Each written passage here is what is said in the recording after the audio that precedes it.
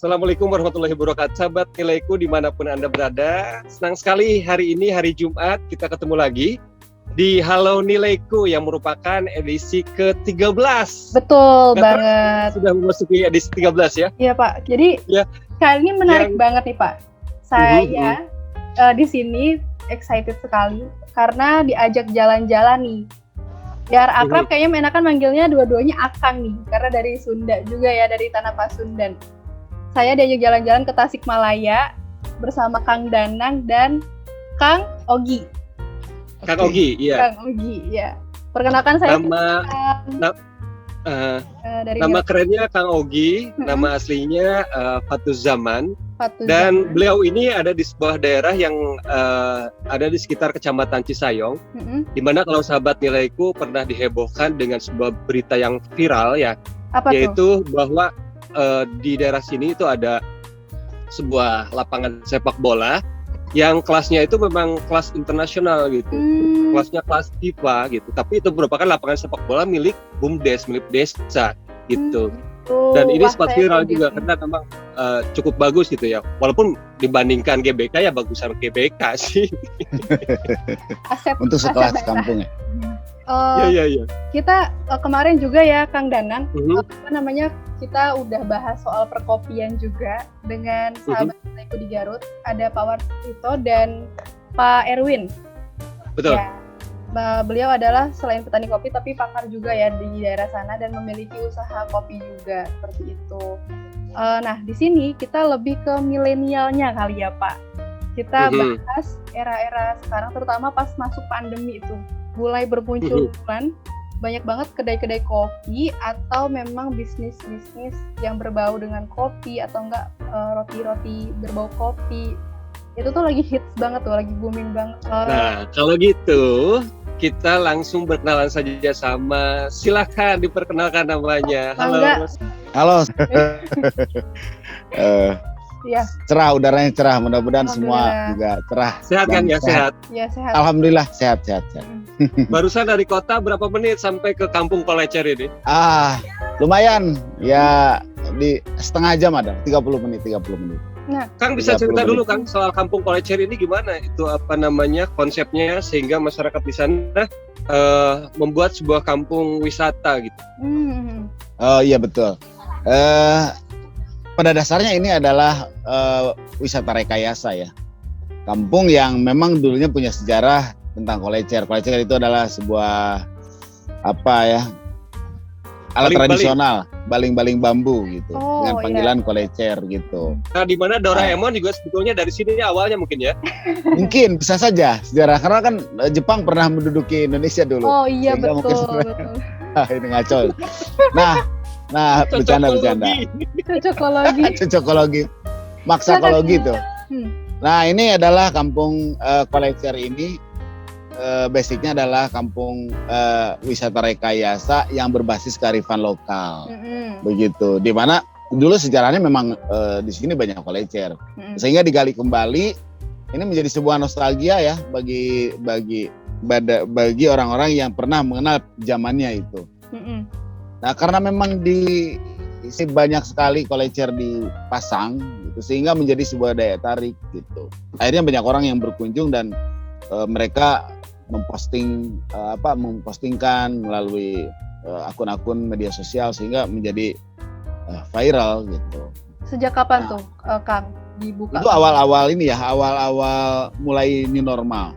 Mulai new normal. Pandemi di fase ke-1 waktu itu.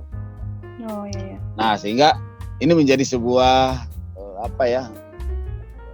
aset ya bagi desa karena dikelola oleh desa. Sehingga mampu mulai memulihkan perekonomian pasca dampak Covid.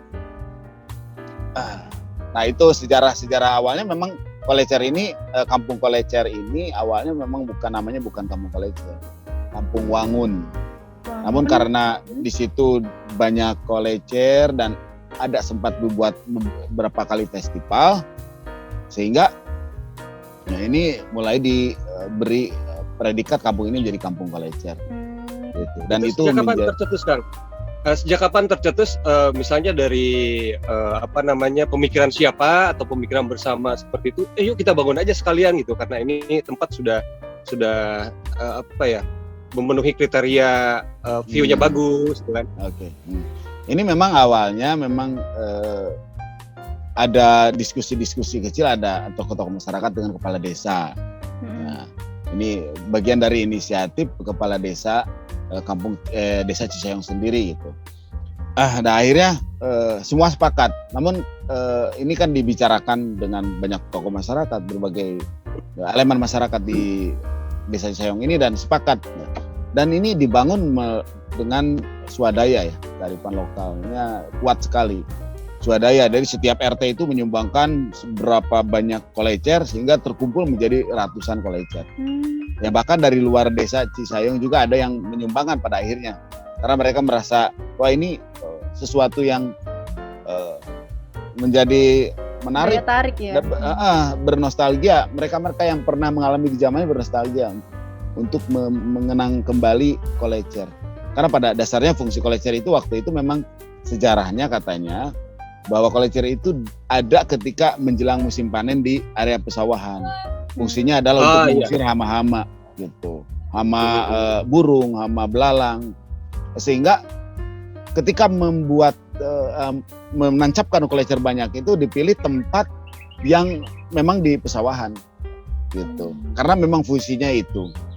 Nah kebetulan di desa Cisayong ini ada, betul, memanfaatkan bunyi yang bersih gitu ya. Bunyi yang bersih itu mampu mengusir hama-hama yang seperti burung atau belalang. Dan di desa ini kebetulan ada satu tempat yang secara packagingnya pas gitu, sawah-sawah, terasering gitu. Jadi di situ dibuat, akhirnya menjadi wisata rekayasa desa. Ya, kegiatan wisata rekayasa ini nggak mengganggu lahan padi, sawah dan lain-lain kan? Tidak, sangat tidak mengganggu. Bahkan memang itu bahkan budaya-budaya lama juga dikonservasi pada akhirnya, seperti membajak dengan kebo itu dikuatkan lagi gitu. Nah karena memang tandur ya kan, betul, tandur, ngaramet. Nah itu berarti bahasa-bahasa dengan tradisi lama. Istilah sawah itu apa lagi kan? Tandur, ngaramet, ngabedug, pecat sawed. Tapi terjemahannya di bawah ini ya. Pecat sawed itu ketika pecat itu membuka. Sawed itu tali untuk mengekang kebo yang dikaitkan ke bajak. Nah ketika dibuka itu sudah waktunya selesai pekerjaannya. Gitu. Biasanya jam 11 atau setengah 12 gitu. Itu waktunya pecat sawed. Gitu. Jadi walaupun binatang diperlakukan juga sangat bukan manusia sekali ya, hewanisasi sekali gitu. Hewanisasi sekali gitu ya. Ada jam waktu kerjanya yang teratur gitu. Jangan dipaksakan binatang untuk manusiawi, karena kalau binatang dipaksakan manusiawi itu nggak manusiawi. Ya, jadi tidak manusiawi. Ada lembur gitu, bahaya kan. Seperti misalnya monkey bisnis kan ya, topeng monyet itu kan dipaksakan untuk berperilaku seperti manusia. Betul. Itu nggak eksploitasi itu. Nah berarti dari situ juga memanfaatkan para itu warga lokal ya. Dalam arti di situ ada petani yang bergabung di desa wisata itu, atau memang penduduk yang ada di tempat itu yang melakukan kegiatan itu semua, atau bagaimana? Betul, karena ini basicnya wisata yang menunjukkan kearifan lokal ya, sehingga semua unsur-unsur kehidupan di sini ya, tata nilai budaya mereka di sini itu yang dijual. Artinya yang dijual itu yang disuguhkan gitu. Bagaimana keramah tamahannya petani, bagaimana ketika petani memanen padinya itu wisatawan bisa melihat cara membajak mereka gitu. Cara mereka menyikapi atau memperlakukan alam seperti itu. Di sini tidak ada satupun, maksudnya ketika di ini tidak ada satupun sawah yang tidak produktif, tetap produktif walaupun jadi tempat wisata gitu. Tidak ada satupun petani yang pada akhirnya jadi menganggur misalnya, tetap menggarap sawahnya. Bahkan ya ada sektor-sektor yang lain yang bahkan terangkat ya. Jadi petani bisa menjual hasil taninya di tempat di sini. Ketika ada pengunjung, misalnya dia petik sendiri pengunjung gitu. Terus petani bisa menjual hasil taninya di depan di pinggir-pinggir jalan menuju Kampung Kolecer gitu. Seperti ya ada ketela, ada ubi segala macam. Nah, bahkan sampai hasil-hasil buah-buahan, sayur-sayuran. Mereka bisa akhirnya bisa mendongkrak perekonomian warga di sini sehingga ya diharapkan indeks kebahagiaan masyarakat di sini juga bisa naik. Ada pemulihan di dampak COVID gitu. Itu mungkin dampak yang baiknya untuk masyarakat. Gitu. Ya, dan kegiatan-kegiatan atau budaya masyarakat ini menjadi suguhan ya, atraksi di Kampung Kolecer tersebut. Betul. Nah, tetapi saya melihatnya Kang Ogi ternyata mampu juga melihat peluang di mana kampung wisata tercipta. Akhirnya Kang Ogi mendirikan kedai. Nah, ini gimana Kang? Awal mulanya. Awal mulanya, betul. Awal mulanya ini kan kita tidak memprediksi bahwa ini akan seviral itu awalnya gitu ya. Dan kami menyediakan sesuai kebutuhan waktu itu. Misalnya tempat-tempat duduk, karena saya juga bagian dari yang ikut dari awal, ikut berkontribusi menata Kampung Kolecer ini bersama Pak Kades dan warga sekitar ya, masyarakat. Betul. Kita sesuai kebutuhan waktu itu. Ketika pengunjung banyak, kita sediakan tempat duduk, gitu kan. Ketika pengunjung ingin berlama-lama, kita juga sediakan, ayo warga-warga untuk berjualan apa saja yang bisa dijual, bentuknya makanan, untuk supaya mereka kesini itu masih bisa menikmati makanan sambil menikmati pemandangan dan menikmati Kolecer itu. Nah, pada akhirnya sampai titik pada bahwa kebutuhan sebuah tempat nongkrong dengan ada kopi dan sebagainya sampai ke sana. Namun karena memang kedai kopi itu di sini itu wisata ya. Jadi kami juga harus bisa ngeblend ya. Harus satu frekuensi dengan wisatanya. Ini kan wisata kearifan lokal, wisata di sawah gitu. Sehingga ketika kita berbicara tentang wah kita harus ada kedai kopi nih. Artinya bahwa konsepnya juga harus bisa satu frekuensi. Yang ngeblend lah.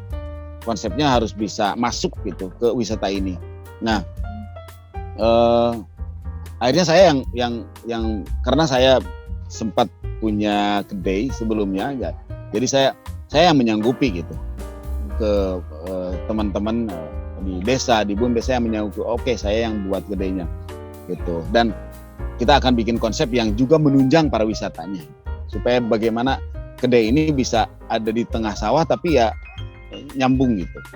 Nah, makanya bangunan-bangunan tersebut tidak dibuat permanen Kang ya kalau di sana Kang ya. Betul. Saung tidak, walaupun ada bagian-bagian bangunan yang tidak nature gitu ya, namun dibuat tidak permanen. Sehingga ketika nanti ini akan diberdayakan sawah lagi juga bisa diangkat. Sistemnya knockdown. Dan untuk ornamen yang lainnya diperlihatkan Kang view-nya seperti apa, agak berputar aja. Oke. Di gini ya. Ya. Oke. Wow. Jadi asik sekali. Iya, Seru. Aduh, jadi pengen mampir nih Pak Danang. Jadi ini memang lebih dekat Makanya ke Tasik nih. Kalau dari lokasi Pak Danang, jaraknya berapa lama tuh? Berapa kilo Pak Ogi ya? Ada sekitar ada 3 ya. 3 kilo. 3 kilo ada 3 kilo. Ini rooftopnya juga dibikin dari woody gitu sama ini. Kesini ada ini ada.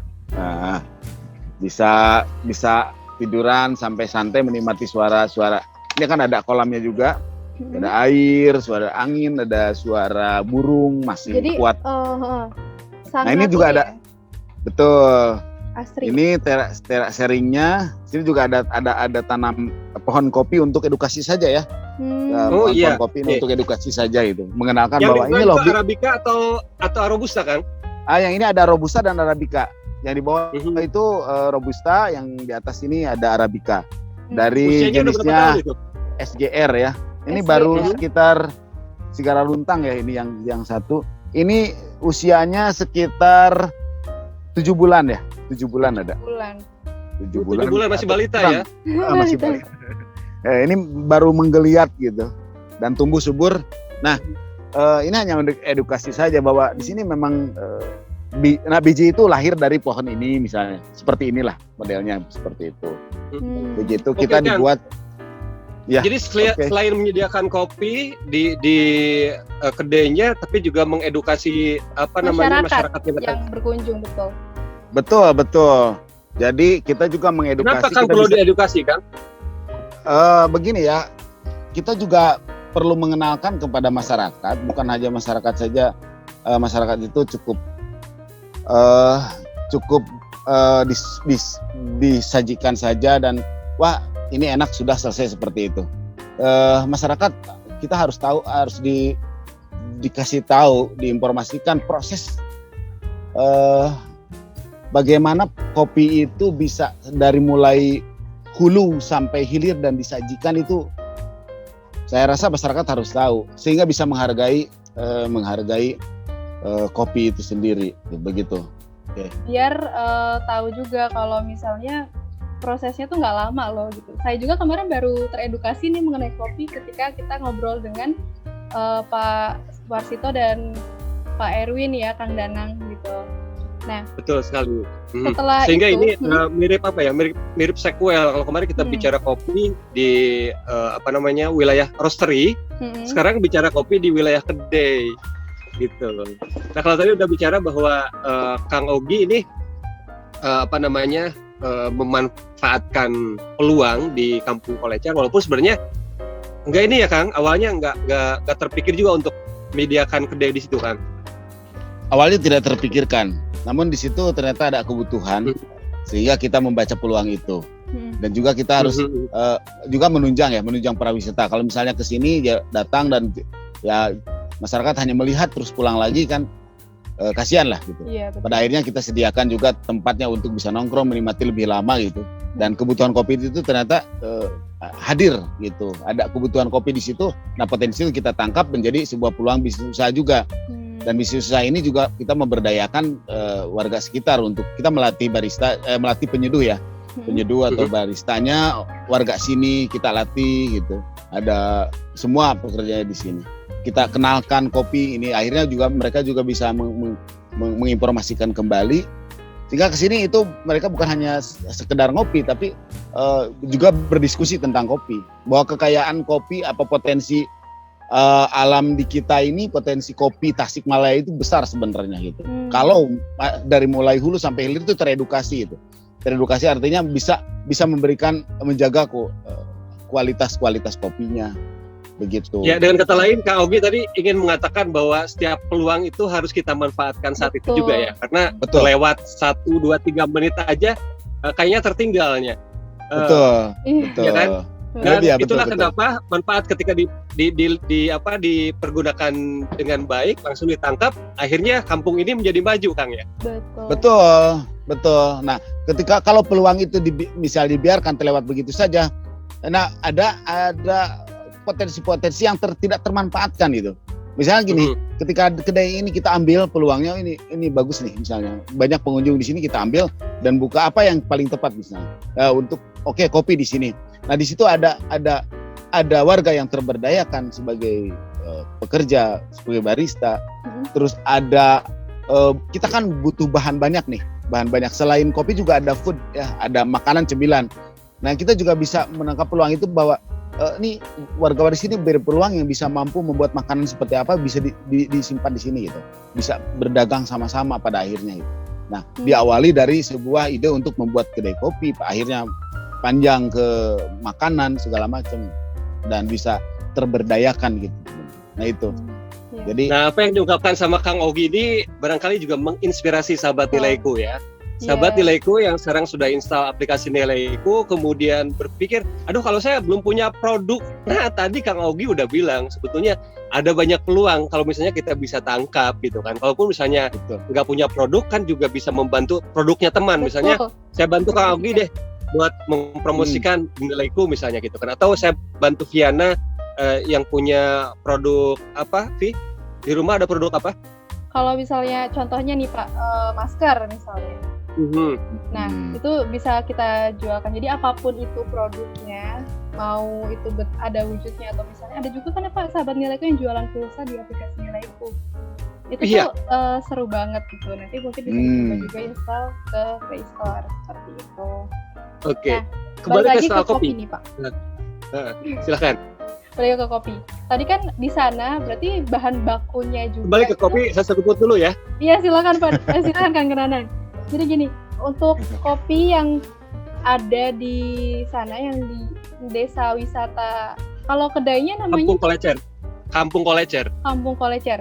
Nah, kedai kopi Kolecer namanya. Nah, kedai kopi Kolecer. Kalau yang disajikan di sana, apakah bahan bakunya juga tuh dari daerah situ? Maksudnya tuh kan itu ada yang ditanam juga di Tasikmalaya kan terkenal sekali ya banyak budidaya kopi gitu. Apakah dari situ atau karena butuhnya banyak, ternyata yang adanya misalnya kurang atau bagaimana, akhirnya cari di luar. Terus jenis kopinya yang digunakan itu apa? Seperti itu, Kang Ogi. Karena memang ya kita sebenarnya juga ada beban moral terhadap petani ya. Beban moral lokal gitu. Kita sangat tanggung jawab moral, sangat melokal gitu. Ini wisata sangat melokal, ya. Artinya produk-produk yang disajikan juga kan bisa mampu mendorong produk-produk lokal itu untuk lebih mencintai. Jadi kita pakai kopinya kopi yang lokal sekali. Bukan berarti kita tidak tertarik untuk dengan kopi luar, tapi ketika kopi lokal mampu bisa berkualitas, mampu bersaing, kenapa tidak bawa kopi lokal juga kita keluar, bisa angkat sehingga betul kami justru ingin membranding itu gitu. Dan kopi apa saja Kang yang dijual di tempat Akang di kedainya itu ada kopi aja gitu?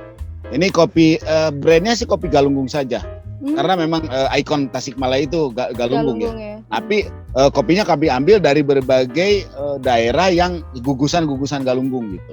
Gugusan Galunggung. Ada Cigalontang, ada Parentas, terus di sini Gunung Karaha. Terus Karaha sampai ke gugusan Galunggung lah. Nah itu Taraju juga sama ya, wilayah-wilayah Kabupaten Tasikmalaya termasuk ya Piriangan Timur ada sebagian. Ciamis, perbatasan itu. Sehingga lebih ke tanah Pasundan lah. Jahim ya? Kalau dari Ciamis biasanya Jahim ya? Atau Jaim? Jahim. Kalau kami tidak Jaim. Jahim kita bisa masuk. Nah itu ada Jahim, ada Gunung Sawal gitu. Banyak lah di. Nah selama ini kan banyak kedai-kedai ya yang menggunakan kopi-kopi luar. Tidak apa. Memang variannya lebih banyak pada akhirnya. Tapi dari kebutuhannya memang ada ya? Ada, tapi untuk kami mungkin lebih konsisten ke lokal gitu. Kami coba untuk membantu untuk membranding lokal bahwa ini harus dikenalkan nih gitu. Harus dikenalkan. Ya harus dipaksa ketika datang ke sini tidak ada pilihan kopi lagi selain lokal di sini ya. Akhirnya mereka akan mencicipi itu gitu. Akan mencoba cicipi itu dan ketika mereka berkenan ya mereka akan mengabarkan bahwa oh ternyata kopi lokal juga enak misalnya gitu. Coba misalnya saya datang ke kedai Kolecer nih, ke kopi Kolecer. Halo Kang. Oke. Halo ya Mas, boleh bisa dibantu kopi apa biasanya yang diseduh yang diminum? Saya cari espresso ada? Ada espresso, mau dari profil apa kopinya, biji kopinya? Berapa gram yang biasanya diseduh buat espresso di sini? 18 gram. Biasanya 18 gram untuk double atau single juga sama. Okay. Ya airnya berapa mili itu? Gimana? Airnya berapa mili Pak? Kang? Airnya berapa mili? Detail sekali nih. Airnya sekitar berapa mili ya? Setengah sloki ya. Suhunya di berapa derajat Mas? Suhunya ya harus jangan kurang untuk espresso itu jangan kurang dari 90 derajat. Jangan kurang dari 90 derajat. Gitu. Terus itu airnya bisa didapat dari sungai apa namanya yang di sebelah situ? Atau dari PDAM atau enggak gini Mas maksud saya.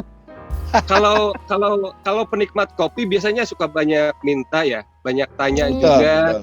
Nah ini Betul. menghadapinya bagaimana ini Mas? Ya kita sebagai jadi sebagai penyaji ya kita memang harus dilatih untuk bisa tetap memberikan kenyamanan ya, walaupun ya misalnya ada yang rewel atau tidak. Tapi justru malah di situ jadi ada ruang-ruang kita untuk berdiskusi sehingga kita lebih in touch ya berbicara tentang kopi. Betul. Ya kalaupun namun kita dilatih juga kesabaran misalnya.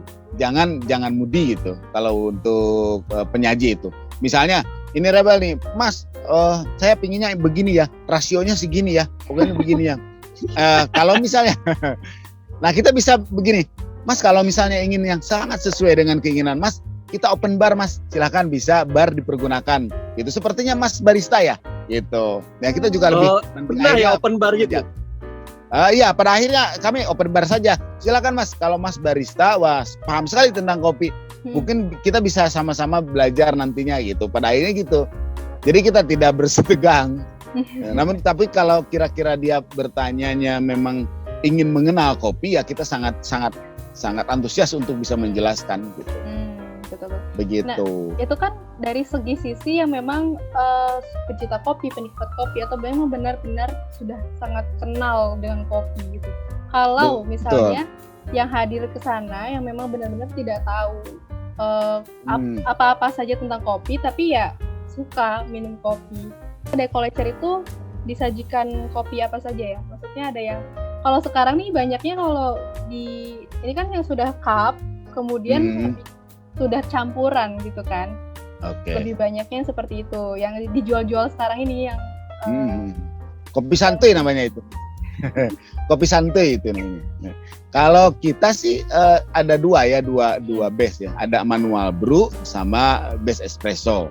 Manual brew itu semua yang olahannya manual gitu, manual. Keduanya ada secara kopi V60 atau kopi filter ya, yang difilter, yang diseduh langsung. Atau ada yang sistemnya ya pakai alat-alat home user kayak gitu, kayak mocha pot, kayak yang tadi Mas Danang gitu. Atau ditubruk yang tradisional ya, yang paling manual ya, paling mudah itu ditubruk. Karena memang kopi itu kita harus masuk ke semua segmen gitu. Akhirnya ya base espresso juga hadir di sini gitu. Base espresso kan nanti akan ada bisa dikolaborasikan dengan susu, dikolaborasikan dengan lain, dan yang lain lah, rasa-rasa yang lain. Bahkan di masa pandemi ini banyak inovasi-inovasi peracikan kopi yang menyesuaikan karena memang kebutuhan imun tubuh mungkin ya tinggi ya, kebutuhan ke arah situ tinggi, sehingga teman-teman di yang ngulik kopi gitu ya, yang concern di kopi itu akhirnya membuat inovasi bagaimana kopi ini juga bisa menjadi sebuah asupan bagi teman-teman yang sekarang yang sangat peduli terhadap imun. Misalnya ada kopi di kita, misalnya ada namanya on the rock gitu. On the rock itu ada kopi robusta yang di espresso dicampur dengan lemon, dicampur dengan madu. Nah itu kan ada 3 unsur yang herbal yang sangat bagus ya, yang bagus untuk imun booster gitu, untuk imun booster, sehingga dianggap bahwa itu mengkonsumsi itu ya cukup mendongkrak imun gitu. Nah, upaya-upaya untuk bisa masuk di masa pandemi ini, memanfaatkan masa pandemi ini sangat antusias bagi teman-teman gitu, sehingga pada akhirnya pasar juga melirik gitu. Nah ini masa pandemi ini kan orang-orang selalu mencari yang bagaimana cara bisa menambah imun tubuh gitu. Akhirnya kopi juga hadir di sana, berkontribusi untuk mendongkrak imun tubuh masyarakat. Sehingga kopi di pandemi itu malah menjadi daya tarik akhirnya jadi daya tarik gitu. Harus kopi ini banyak. Ada kaskara kombucha itu fermentasi kulit kopi itu. Dari kulit kopi itu dianggap bahwa antioksidan tinggi, sehingga lebih tinggi dari teh gitu, sehingga itu bagus gitu, mengandung banyak vitamin D, B segala macam gitu. Nah ada itu di enggak, Kang? Kenapa? Itu maksudnya itu kan dari fermentasi kulit kopi. ada jenisnya nggak? Kan Betul. kalau waktu itu kan Kang Danang pernah cerita kalau misalnya ternyata kopi ini itu tuh sangat wangi, beda dengan kopi yang ini. Nah, kalau yang difermentasi itu apakah semua jenis kulit kopi bisa seperti itu kan, atau ada khas tertentu? Hanya bisa yang A nih yang bisa dijadikan minuman itu? Kalau untuk fermentasi dari jenis kopi apapun, ketika difermen akan menghasilkan rasa yang khas ya, yang khas gitu. Nah, kalau biji kopinya banyak dan prosesnya juga beda-beda. Kalau misalnya gini, kopi kita mau menghasilkan kopi yang prosesnya natural, nanti tes yang keluarnya juga natural. Kopinya di prosesnya winey gitu, winey seperti wine gitu. Itu difermentasi sehingga menghasilkan flavor ataupun dari wanginya, aromanya juga sangat khas wine gitu. Nah itu difermentasi. Ada yang namanya full wash atau wash gitu. Iya. Wash itu di prosesnya yang sangat murni biji. Murni biji gitu. Dikupas murni biji itu. Begitu sehingga akhirnya keluar profil-profil biji yang berbeda-beda variannya. Ada dari satu biji itu ya. Dari satu biji jenis, misalnya dari satu biji jenis itu diproses menjadi beberapa varian cita rasa. Ada cita rasa natural, wash, ada winey, bahkan ada honey gitu ya. Honey yang kemarin sempat rada lumayan booming, honey gitu. Honey itu ya mungkin karena manggilnya memang agak enak dong Kang. Kalau honey itu manggilnya agak enak. Honey. Betul. Honey lebih gitu. sweet ya, Ada yang Pak. proses yang honey gitu. Yang honey itu lebih cenderung ke honeymoon. Nanti pas lagi mau pesen Gitu. Kalau kopi untuk basic dasar profil kopinya gitu. Oh iya. Nah, kalau tadi saya penasaran sih Pak dengan campuran antara kopi, lemon, dan madu. Betul. Karena memang karena yang entah ya kalau teman-teman yang lain bagaimana, tapi kalau saya sendiri biasa kaum Gojek alias kita searching GoFood gitu. Karena kan sekarang pandemi juga, otomatis tuh seringnya pesan seperti itu tuh lewat di rumah gitu. Oke. Nah, jadi dan varian kopi yang disajikan di banyak kedai yang sudah online gitu, itu kan biasanya memang sudah dicampur-campur, dan itu tuh rasanya kebanyakan tidak yang gimana ya, tidak yang light, tapi memang sudah banyak campuran seperti krim, susu yang tadi seperti Kang Ogi jelaskan.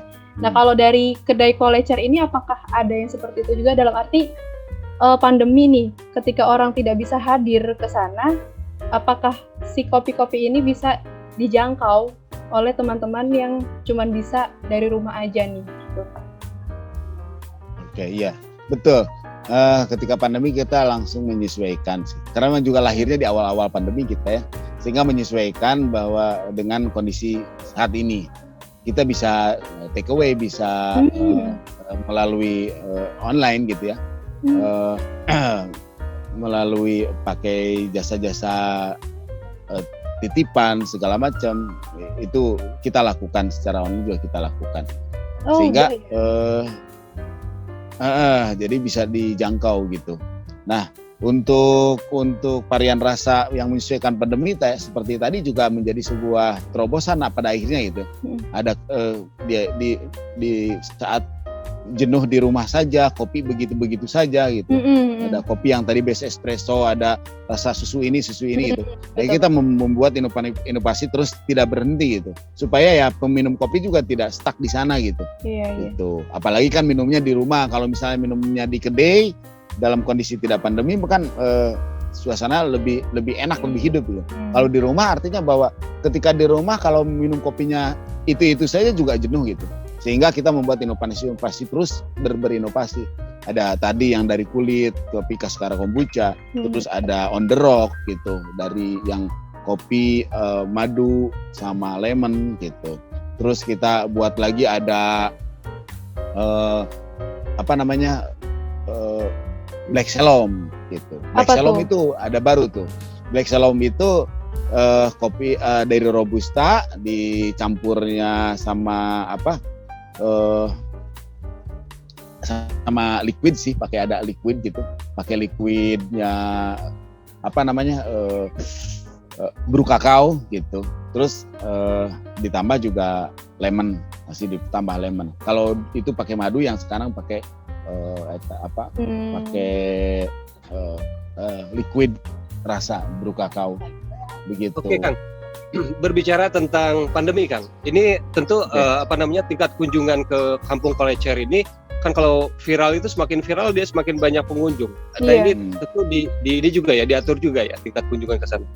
Betul, karena memang kita juga mengikuti ada surat edaran ya, ketika mengikuti aturan-aturan yang ada di sini gitu. Ada Satgas Kecamatan, Satgas Desa gitu.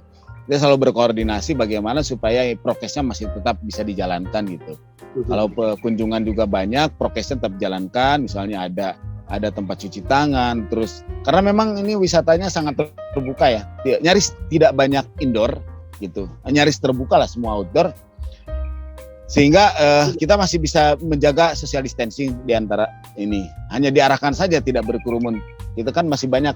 Kalau misalnya ada yang berkerumun, akang-akang, mas-mas, silakan cari tempat yang lain yang lebih, misalnya tempat yang lebih leluasa, silakan gitu, misalnya kita arahkan itu, sehingga tidak bertumpuk. Bisa badai gogolera di sawah oge mangga sok acara-acara di gang-gangnya silakan gitu. Badai papalidan di walung mangga, bapali tetangga waler gitu.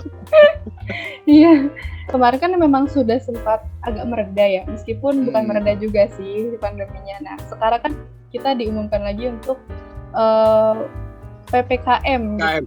Nah, betul. Bagaimana tuh? Apakah langsung tiba-tiba sepi banget, atau masih sepertinya kayak masih aman nih Mbak, tapi ternyata prokesnya aja, misalnya yang tadinya kunjungan 1.000 orang per hari misalnya ya, karena itu luas tempatnya, jadi cuman misalnya 100 atau 500 orang. Nah itu selain ya kita juga prokesnya tetap dijalankan, dan memang sangat terasa ya ketika diberlakukan PPKM, diberlakukan misalnya kayak PSBB segala macam, tingkat kunjungan itu otomatis menurun gitu. Namun karena memang ini wisatanya wisata kampung, wisata desa gitu, jadi sehingga justru pilihan-pilihan ketika PPKM, lockdown itu ke kota kan, pilihan ke kota sulit ya. Nah akhirnya pilihan ini menjadi sebuah alternatif gitu, alternatif untuk bisa tetap bisa bergerak keluar gitu, untuk refreshing gitu. Nah itu. Nah ketika pandemi hadir, terus itu kan budaya kesadaran untuk berolahraga tinggi nih, tinggi. Sehingga lahirlah tren-tren bersepeda, goes segala macamnya. Nah ini juga jadi pilihan gitu pada akhirnya gitu. Nah kami memanfaatkan itu lagi gitu. Peluang lagi ya Pak. Peluang lagi. Wah ini goes ke sawah, terus akhirnya kita minum kopi di sana, terus kita makanan-makanan yang sangat sehat gitu, natural, sehat misalnya gitu, herbal segala macam. Nah kita promokan itu, dan itu menjadi daya tarik pada akhirnya gitu.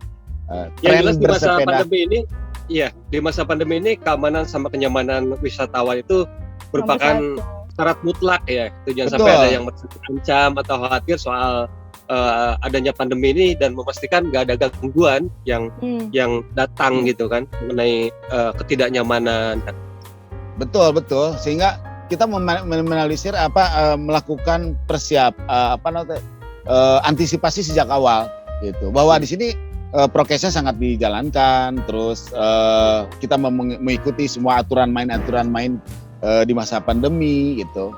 Namun ya juga karena tadi juga lahirnya konsep ini juga pada saat pandemi sudah terjadi.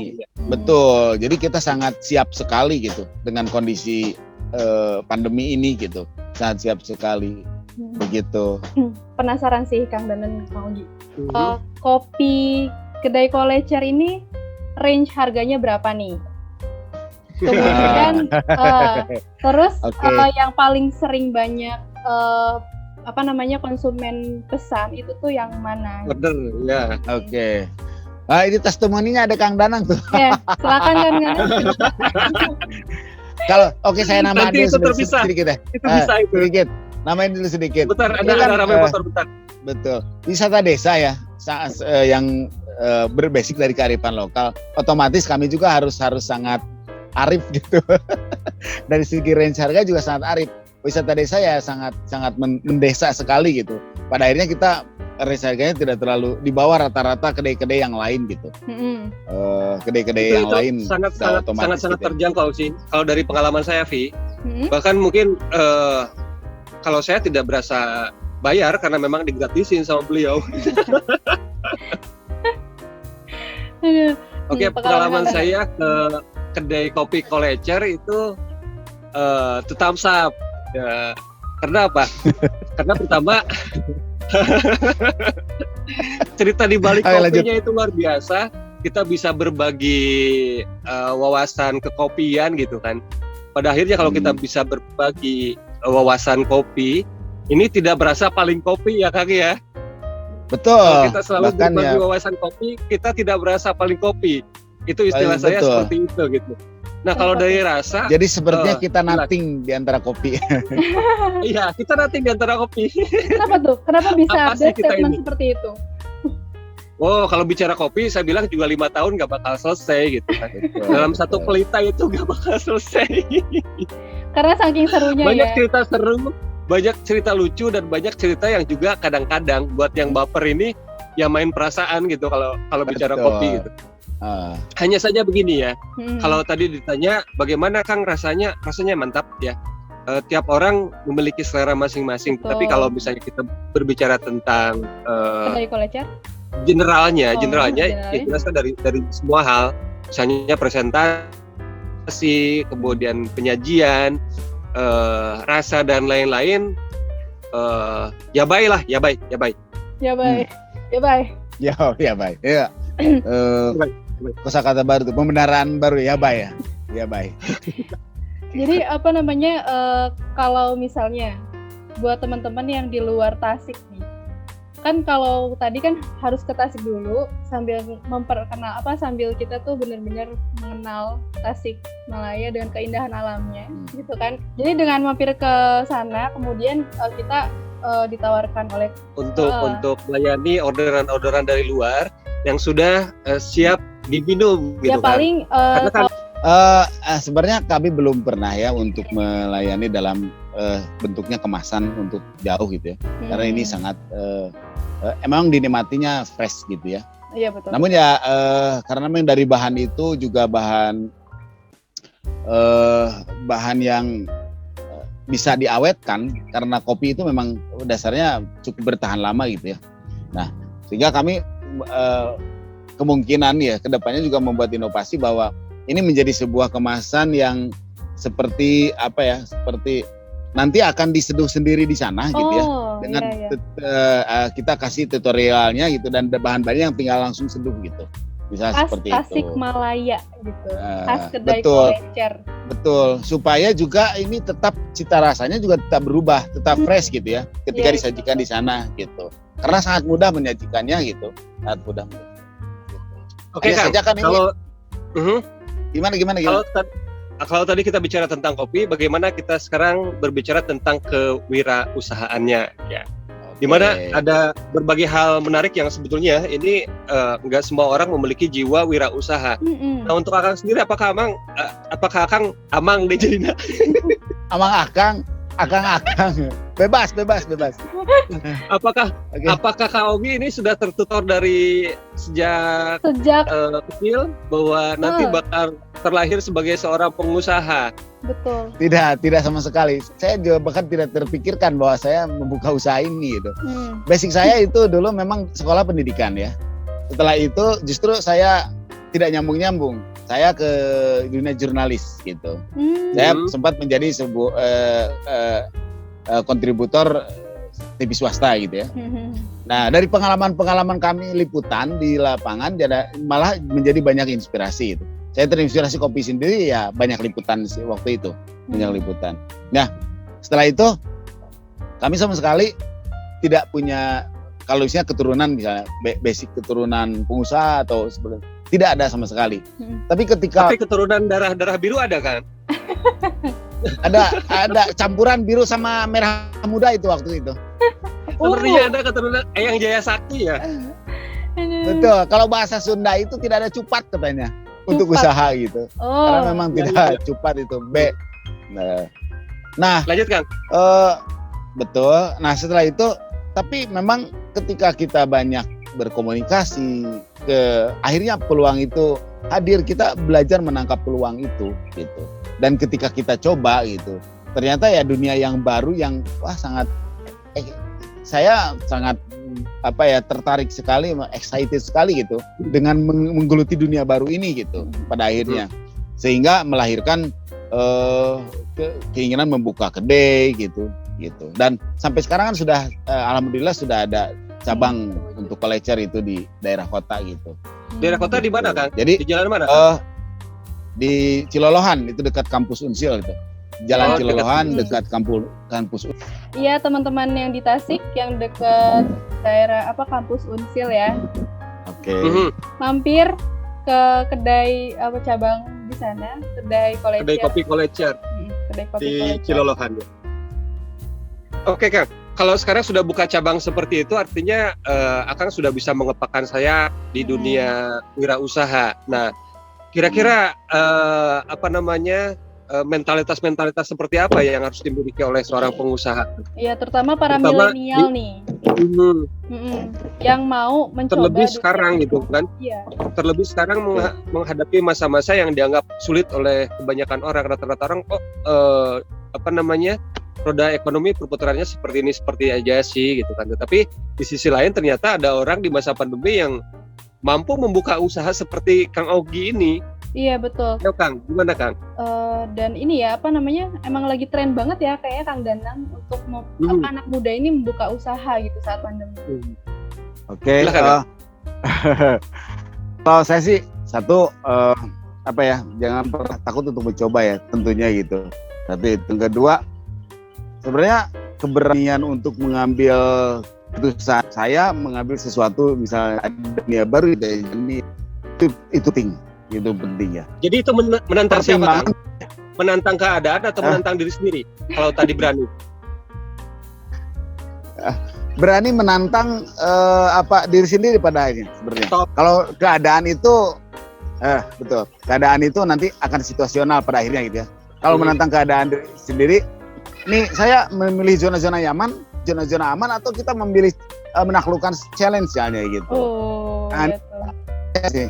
Di masa pandemi ini kita mau menyerah begitu saja atau ini menjadi challenge nih bagi kita untuk lebih inovatif misalnya gitu.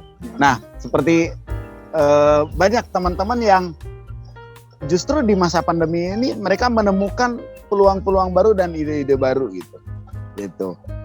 Jadi dibandingkan harus menyerah dengan keadaan gitu. Artinya bahwa ini seperti sulit, kita harus banyak di rumah segala macam gitu.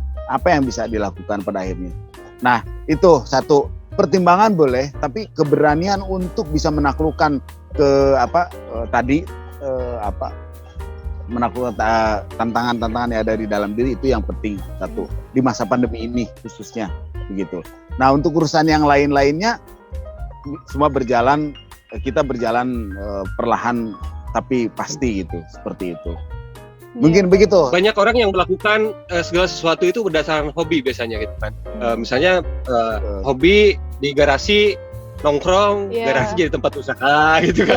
Akhirnya hobi nongkrong di sawah gitu kan. Akhirnya sawah jadi tempat usaha jadi gitu tempat ya. Bisa. Nah, itu paling menarik itu sebenarnya. Itu sudah sesuai passion kan? Usahanya ini apakah udah sesuai dengan passion? Ada, karena sebenarnya awal dari saya sukanya sih sebenarnya dulunya adalah komunikasi ya. Komunikasi, sukanya dunia visual media gitu. Nah, tapi pada akhirnya ketika kita mengenal kopi seolah-olah ada passion baru. Boleh kan kalau ada passion yang lain? Iya, betul. Ada passion baru yang Siapa larang, asal jangan yang lainnya itu. Pil wheel itu nggak boleh. Desain baru artinya bahwa ini kita bisa menikmatinya gitu, nongkrong. Tapi kita basic kita suka dengan komunikasi gitu, suka berdiskusi, itu akan jadi akhirnya teraplikasikan tambahan gitu, melengkapi pada akhirnya. Iya, pelengkap. Gitu. Jadi kayak misalnya yang tadinya ya jadi akhirnya buka usaha, kemudian yang skill komunikasi itu menjadi sebuah media pemasaran atau dan itu relate banget, ada sambungannya, nyambung sekali sama dunia kopi, karena kalau di kopi itu kan dari cangkirnya saja itu banyak sekali cerita di sana gitu. Betul. Misalnya kita ada orang lewat sini, Pak RT ngopi yuk, oh ayo, dia datang ke sini kan, yuk kita ngopi. Dari kopi, Pak Damang sehat. Hari itu Damang, justru situ tuh sekarang lagi di rumah sakit karena dia sekarang mau melahirkan, dan ini melahirkan anak yang ketujuh. Nah yang ketujuh ini dia bingung mau dikasih nama siapa gitu kan, sementara yang 6 juga dia udah berpikir luar biasa. Udah kasih nama Robusta aja gitu. Jadi panjang. Jadi kasih nama Robusta aja, kalau enggak Arabica gitu. Nama Robusta. Jadi kopi juga tuh mengakrabkan gitu. Iya, dari kopi ini banyak diplomasi ya. Dari kopi juga bisa jadi salah satu alat diplomasi. Di kopi juga ilmu komunikasinya Kang Ogi, ilmu jurnalistiknya di sana akhirnya mengalir juga kan, ketemu sama banyak orang, menyampaikan segala sesuatu, laporan dan lain-lain. Dan bahkan untuk urusan-urusan mempublikasikan kopi culture-nya, dia di akun Instagramnya tuh keren-keren loh. Sebisa-bisanya gitu ya. Apa kan? Iya boleh nanti di itu nanti bisa kami follow Kang. Ada Instagramnya, ada Kopi Culture juga ada officialnya, ada Instagram untuk akun pribadinya. Ya boleh dua-duanya nanti kita cantumkan di deskripsi box. Oke, siap. Dan kebetulan kita juga ketemu dengan Mas Danang itu dari situ ya, dari obrolan kopi gitu pada akhirnya. Oh iya betul, dari obrolan kopi, dan akhirnya dia menggratiskan semua makanan yang kalau saya taksir itu makanan anak-anak saya, French fries dan lain-lain itu ya sekitar 100 lebih lah gitu. Dia gratisin gara-gara kita ngobrol kopi gitu loh. Ini luar biasa loh. Tapi kan nilainya tidak sangat kecil sekali dibanding dengan obrolannya. Dibanding dengan saya kenal dengan Mas Danang itu nilainya sangat kecil sekali nilai itu, sangat tidak sebanding. Semoga barokah. Ya, nah itu penting. Kedai Culture bisa Kedai Culture jadi bisa ini ya Kang, jadi terus maju, terkenal juga. Jadi amin. Diharapkan kita semua kan berharap. Oke, dalam beberapa kata Kang. Dalam beberapa kata untuk menstimulasi, dalam beberapa kalimat Kang, untuk menstimulasi calon pengusaha, gak cuma pengusaha aja, termasuk juga dunia pertanian ya, yang ada di lingkungan kita, yang ternyata para petani ini sudah mulai berkurang kan, udah sepuh, kita aja sering kesulitan cari tenaga buruh ya, nu ngagacong teh hararese Kang, nu ngaramai teh hararese gitu. Iya, kan? Betul. Nah, bagaimana menstimulasi anak-anak muda ini agar kembali ke dunia tani dan memiliki jiwa wirausaha, karena dunia tani juga dunia usaha kan. Betul. Itu kan. Betul. Ya, boleh kan? Kalau menurut saya, oke. Sudah saatnya kita bangga terhadap bangga menjadi petani lah misalnya. Sudah saatnya kita bangga menjadi petani, karena petani sekarang bukan kelas 2 lagi. Gitu. Petani itu satu kelas dengan profesi-profesi lainnya. Itu untuk petani. Nah, untuk teman-teman, untuk wirausaha, jangan takut untuk memulai sesuatu yang baru, gitu. Karena kita tidak tahu kejutan-kejutan kecil di dalam proses itu. Peluang-peluangnya ada di situ, gitu. Jadi selalu ada kejutan kecil. Untuk yang single, jangan menyerah. sungkan untuk menjadi pengantin baru. Betul. Jangan menyerah, gitu. Jangan menyerah, tetap berusaha untuk mencari. Nah, baik, udah nggak kerasa nih, obrolannya seru banget. Mudah-mudahan kita semua berharap semua sehat, gitu kan. Amin. Semua usaha Kang Ogi dan teman-teman yang memiliki bisnis di sini tuh lancar tanpa amin. di masa pandemi. Saya rasa memang orang Indonesia sekarang sudah semakin ini ya dalam berpikir gitu. Dalam arti kayak meskipun pandemi tapi ya nggak kayak dulu awal-awal takut terus akhirnya gila untuk beli. Nggak terlalu panik ya. Ya Tidak panik. Ya. Justru kalau panik juga daya tahan imunitas tubuh juga makin rendah. Iya. Yang dihajarnya imunitas gitu kan. Oke. Tetap balance ya untuk tetap bahagia tapi juga tetap waspada. Dirawat bahagianya, dirawat tanaman kopinya Kang, hatur nuhun pisan karena kesumpingan anak. Terima kasih sudah bergabung di Halo Nilaiku hari ini. Ya. Edisi ke-13 ini luar biasa. Kita merupakan sequel dari sebelumnya. Iya, berbicara tentang roastery, dapur kopi di Garut dan di Sukabumi. Sekarang kita ke Tasikmalaya, kenalan dengan Kang Ogi di kedai kopi Kolecer Cisayong, Kabupaten Tasikmalaya. Dan jangan lupa sahabat Nilaiku, untuk Anda yang belum update ya dan yang belum download aplikasi Nilaiku-nya, silahkan download di mana, Vi?